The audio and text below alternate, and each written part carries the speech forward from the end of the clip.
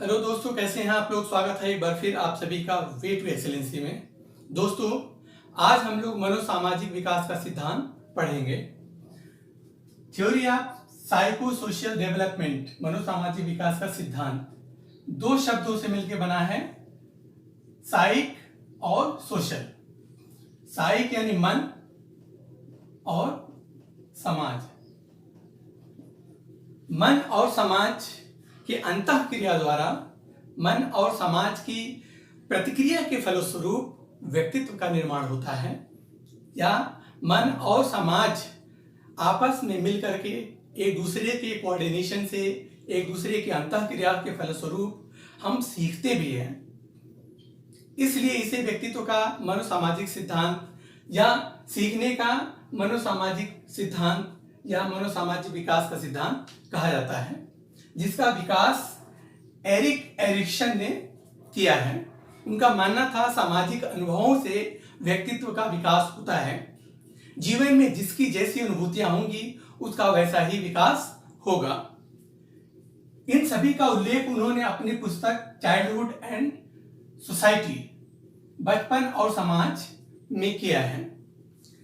इसी बुक में उन्होंने मनोसामाजिक सिद्धांत का वर्णन भी किया है। ऐसा हमें देखने को मिलता है।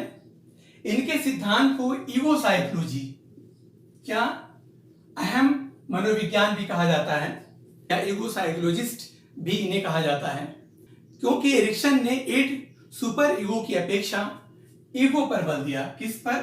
ईगो। इनका पूरा कंसंट्रेशन ईगो पर है, न कि एड या सुपर ईगो पर। एरिक्सन फ्रायड के मनोविश्लेषण सिद्धांत से काफी प्रभावित थे।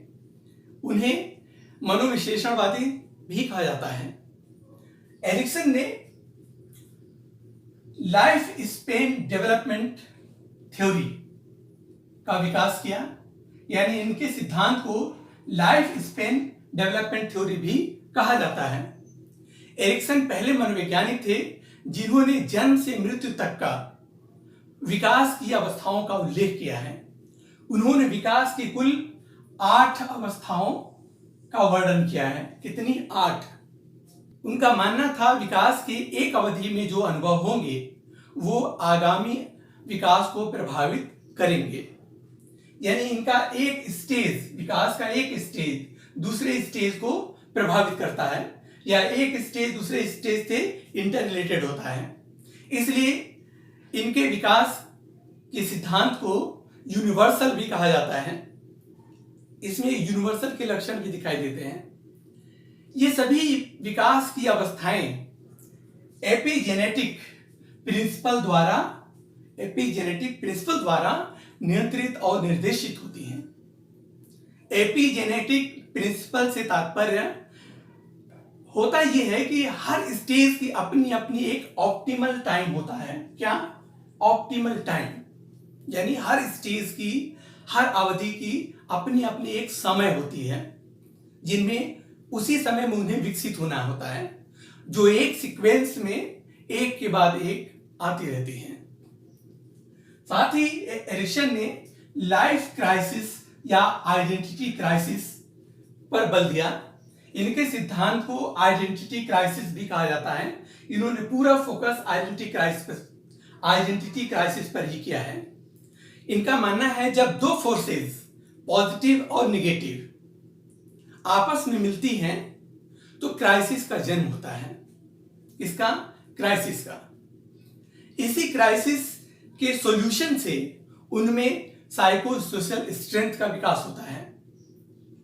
हालांकि एरिक्सन का मानना है कि संकट कोई समस्या नहीं है, बल्कि संवेदनशीलता और सामर्थ्य को बढ़ाने वाला महत्वपूर्ण बिंदु है। एरिक्सन ने व्यक्तित्व के विकास में जैविक कारकों की अपेक्षा सामाजिक कारकों को, बायोलॉजिकल फैक्टर की अपेक्षा सामाजिक कारकों की भूमिका को महत्वपूर्ण माना।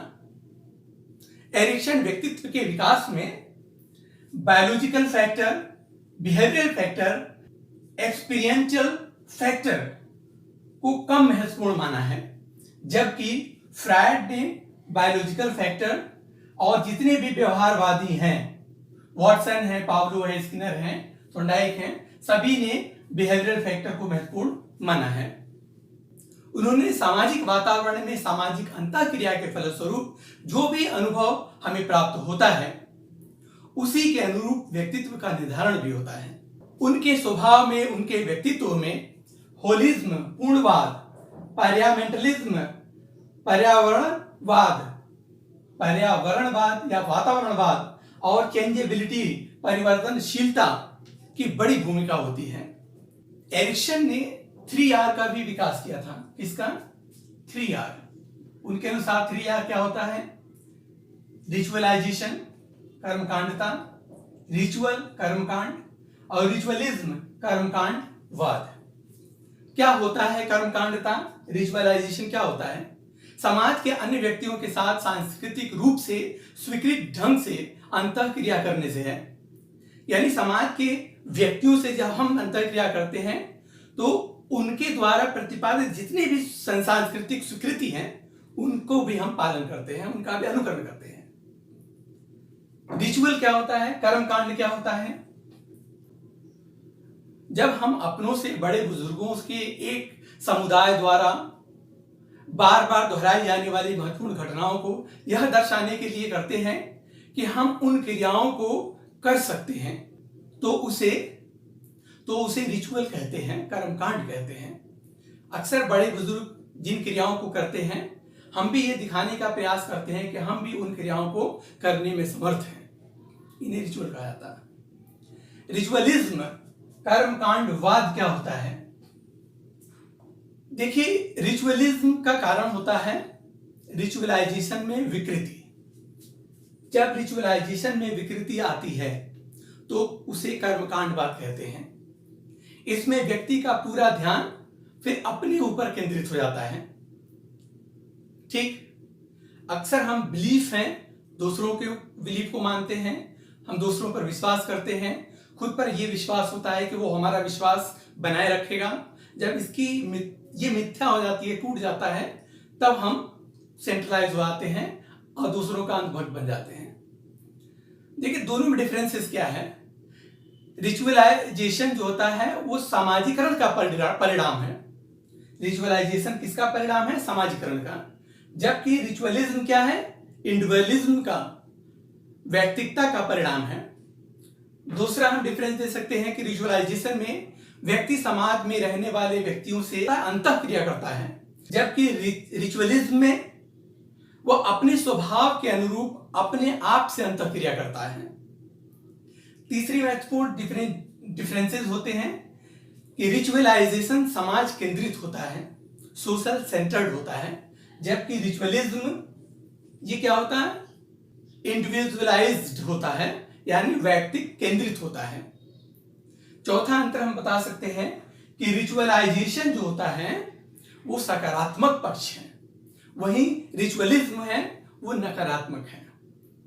हम किसी बिलीफ को मानते हैं तो उससे हमारे अंदर एक नवीन थॉट, पॉजिटिव थॉट का जन्म होता है, और जब इस थॉट में विकृति आ जाती है, ये असत्य हो जाता है, तब हमारे अंदर एक नकारात्मकता का गुण डेवलप हो जाता है।